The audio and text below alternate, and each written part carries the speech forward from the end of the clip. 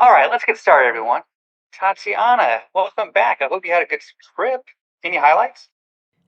Yeah, great to be back, everyone. Thank you. I had a great trip. It's good to be back. It was all good. A polite response to my boss or a missed opportunity to promote myself. If I really had accomplished something relevant to my professional development, this would be the best place to share it. But I should have been ready to use a brag bite. I could have said, that 30-minute keynote I gave in Athens to over 100 Chamber of Commerce members in Greek was my highlight. See, I was worried about speaking that long in any language other than English, but I prepared obsessively. I teach presentation skills in my courses, and it was a good lesson to put myself in my students' shoes. Now that's a solid self-promotion.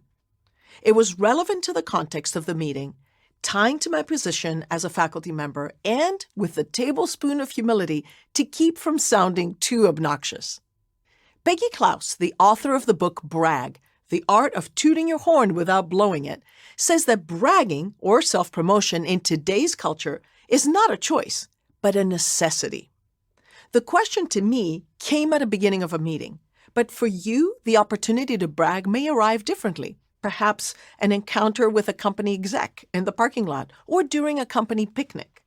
Whatever the context, here are 3 essentials to remember when you plan your lines. First, paint a clear picture. Provide telling details to stand out to the audience and make the message more memorable.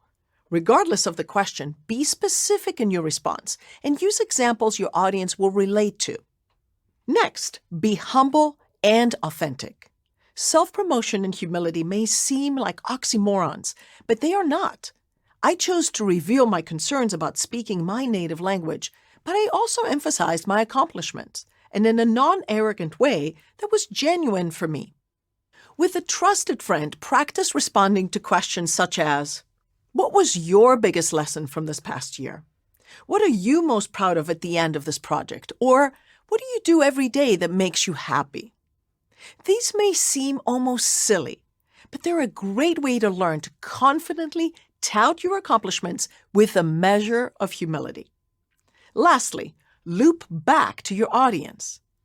To turn a simple brag into an opportunity to connect, build rapport and network, it's important to reflect your message back to your listener.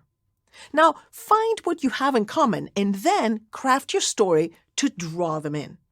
For example, at a conference, if someone asks you what your job title is, think of different reasons why they may want to know. Perhaps they're looking for what you both have in common, or they're hoping to find a job just like yours. Self-promotion is something you cannot afford not to do. Stay on your toes in workplace and social situations. Practice your skills as much as possible. You will only get better and more comfortable with time.